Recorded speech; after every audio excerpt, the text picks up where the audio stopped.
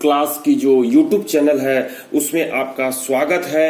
जैसा कि legislation subject जो कि अनरिस्ट्रिक्टेड के सब्जेक्ट के नाम से जानी जाती है, उसमें आप जो मिसा सर माइनिंग क्लास की जो YouTube चैनल है उसमें फर्स्ट क्लास अनरिस्ट्रिक्टेड लेजिस्लेशन और सेकंड क्लास अनरिस्ट्रिक्टेड लेजिस्लेशन, इनकी दोनों सिलेबस लगभग सेम है और प्रश्न भले ही रीड कर जाए, स्टैंडर्ड में थोड़ी ऊपर नीचे हो जाए फ्रेंड्स, लेकिन इन दोनों की सिलेबस लगभग सेम है, थोड़ी सी फर्स्ट क्लास की इनलार्ज है। तो फ्रेंड्स हम लोग दोनों ये जो मिसा सर माइनिंग क्लास की जो वीडियो है, इसकी जो सीरीज डेली 1 या 2 वीडियो अपलोड होगी, जिसमें से फर्स्ट क्लास की जो 10 क्वेश्चंस होगी वो अपलोड होगी और 10 क्वेश्चन जो है सेकंड क्लास की अपलोड होती रहेगी डेली। तो फ्रेंड्स जो मिसा सर माइनिंग क्लास की यूट्यूब चैनल है उसको लाइक कीजिए, सब्सक्राइब कीजिए और शेयर भी कीजिए। अगर आपकी सजेशन कोई है या डाउट किसी डाउट प्रश्न में है या कहाँ कोई प्रश्न है ऐसा आप रेफरेंस चाहते हैं तो आप अपने कमेंट बॉक्स में कमेंट को जो है लिखिए और मैं उसका जवाब देने का प्रयास करूंगा, उसके रेफरेंस को बताने का प्रयास करूंगा फ्रेंड्स।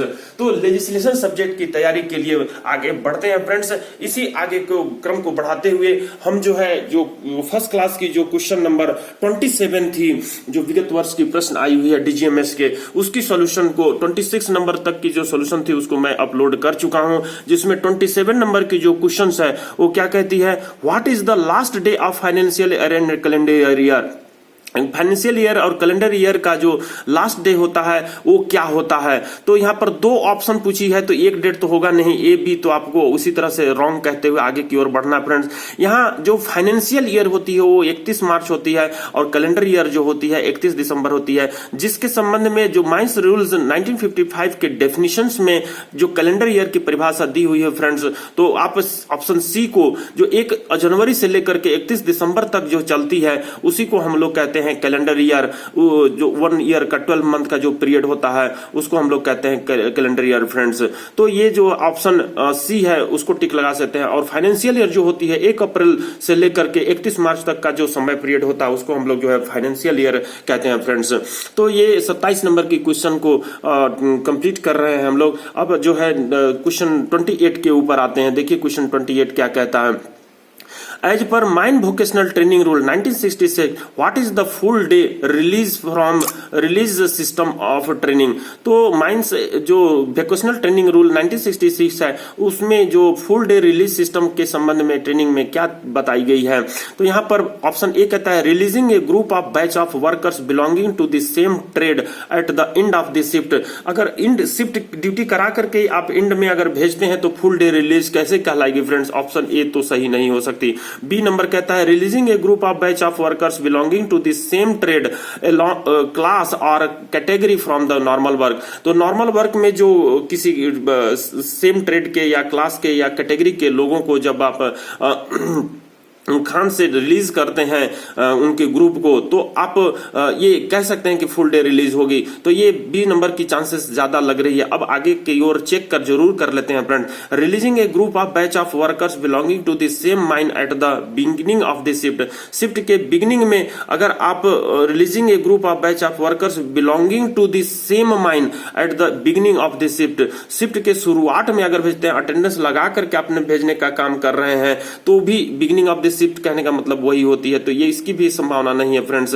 देखिए releasing a group of batch of workers belonging to the other mine to carry training. तो ट्रेनिंग करने के लिए अदर माइन के जो बिलोंग कर रहे हैं उनके वर्कर्स को, उनके ग्रुप ऑफ वर्कर्स को भेजना, अदर माइन की रिस्पॉन्सिबिलिटी एक मैनेजर या मैनेजर के अंडर में जो उनके चार्ज में है वो नहीं कर सकते अदर माइन की इंटरफेयर फ्रेंड्स। तो इस ऑप्शन डी की भी संभावना नहीं है। ऑप्शन ई कहता है रिलीजिंग ए ग्रुप ऑफ और batch of workers belonging to the same trade और क्लास और a category to attend training at the middle of the shift. Middle of the shift अगर छोड़ते हैं फ्रेंड्स तो वो फुल डे रिलीज कैसे कहलाएंगे। इस तरह से ऑप्शन बी को आप टिक लगाते हुए, जो कि releasing a group of batch of workers belonging to the same trade class और कैटेगरी फ्रॉम नॉर्मल वर्क। तो नॉर्मल वर्क में जो क्लास कैटेगरी ट्रेड के जो लोग हैं, वर्कर्स हैं, उनके बैच या ग्रुप को आप रिलीज करते हैं तो वो कहलाएगा full day release system friends.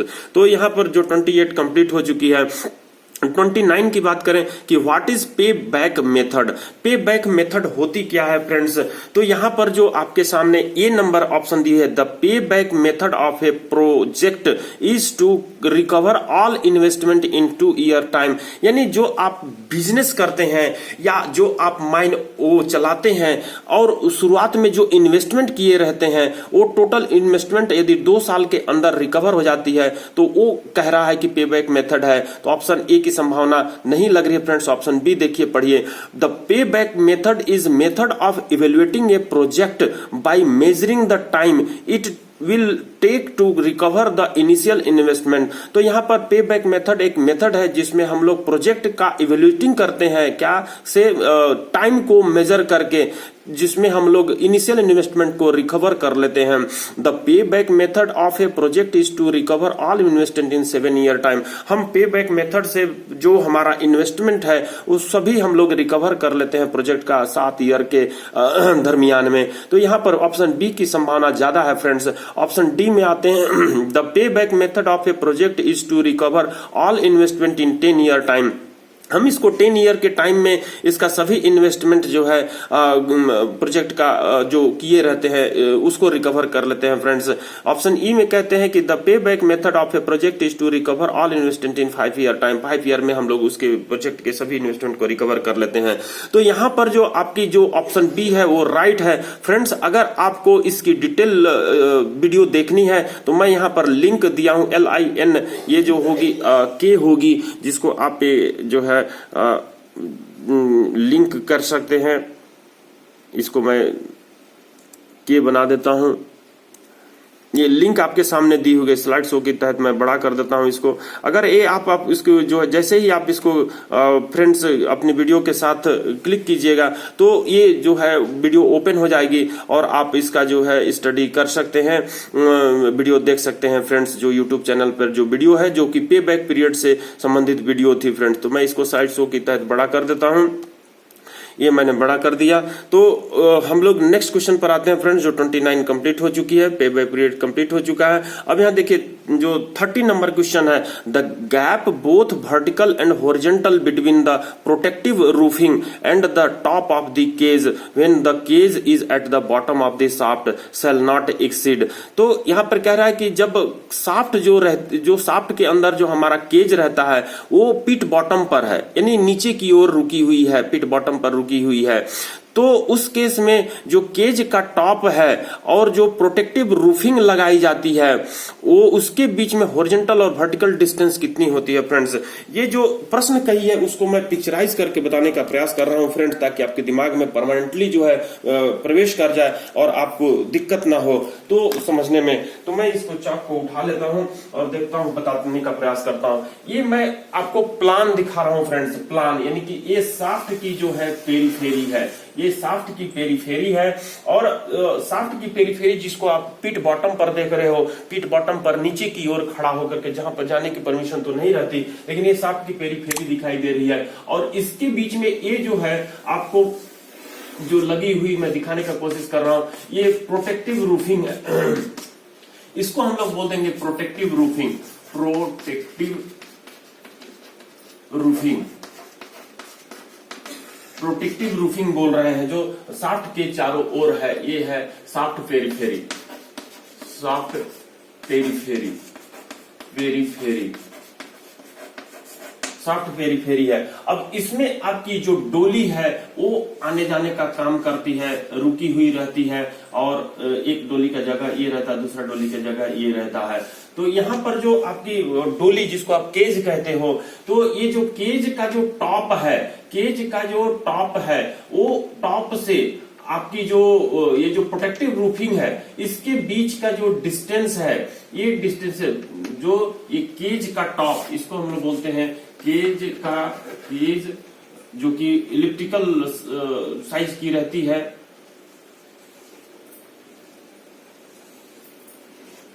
Cage top, तो केज टॉप से जो प्रोटेक्टिव रूफिंग की जो बीच की दूरी है, ये हॉरिजॉन्टल डिस्टेंस में दिखा रहा हूं कि ये जो है 15 सेंटीमीटर से कम नहीं होगी, 15 centimetre, not less than 15 centimetre से कम नहीं होगी। ठीक इसी तरीके से इसके बीच की जो डिस्टेंस होगी 15 सेंटीमीटर से कम नहीं होगी। लेकिन ये क्या हो गई, हॉरिजॉन्टल डिस्टेंस, होरी डिस्टेंस।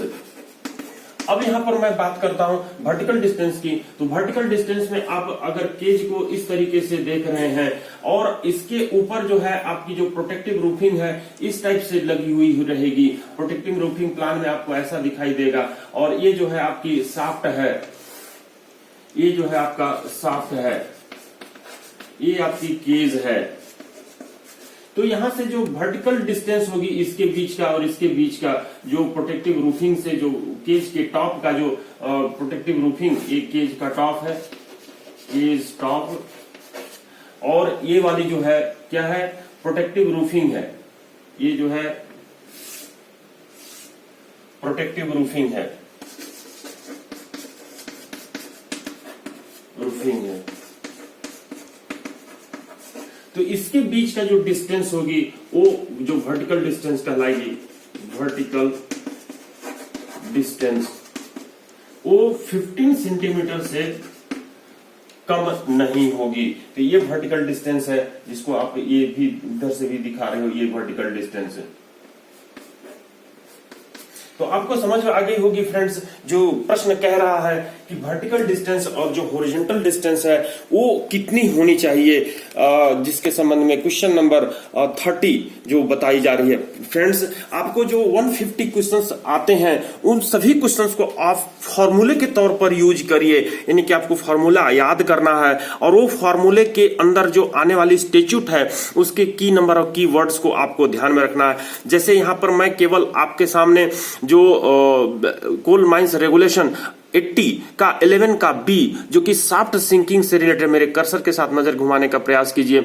जो देखिए कोल माइंस रेगुलेशन 80 11 बी का शाफ्ट फिटिंग्स के बारे में कहा है। तो इसमें बहुत सारे सब रेगुलेशंस हैं जिनके केवल आपको की नंबर और की वर्ड को याद रखना है, क्योंकि आपके प्रश्न में की वर्ड और की नंबर ही आएंगे। तो 11 का ए देखिए, protective roofing sufficient to prevent danger from anything falling in the shaft shall be provided and maintained at the bottom of the shaft. तो बॉटम ऑफ द शाफ्ट के ऊपर जो ऊपर से गिरने वाली जो सामान है उससे सुरक्षा के लिए, उससे खतरे के लिए एक प्रोटेक्टिव रूफिंग लगाई जाती है। और the gap both vertical and horizontal between the protective roofing and the top of cage when the cage is at the bottom of the shaft shall not exceed 15 centimetre. तो यहां पर आपके जो options है वो 15 सेंटीमीटर डी, उसको टिक लगाते हुए आगे की ओर बढ़ सकते हैं फ्रेंड्स। तो फ्रेंड्स, जो मिश्रा सर की माइनिंग क्लास की जो यूट्यूब चैनल है उसको लाइक कीजिए, सब्सक्राइब कीजिए। नेक्स्ट वीडियो में मैं सेकंड क्लास की जो क्वेश्चंस रहेगी अनरिस्ट्रिक्टेड की उसको अपलोड करते हुए फिर जो है फर्स्ट क्लास का अपलोड करूंगा। अल्टरनेट ऐसे चलेगी फ्रेंड्स। तो आप कंटिन्यू मिश्रा सर की माइनिंग क्लास की जो वीडियो है लेजिस्लेशन सब्जेक्ट जो चल रही है उसको ज्यादा से ज्यादा लोगों में शेयर कीजिए। नए कैंडिडेट तो बेल आइकन दबाइए फ्रेंड्स। Thank you friends.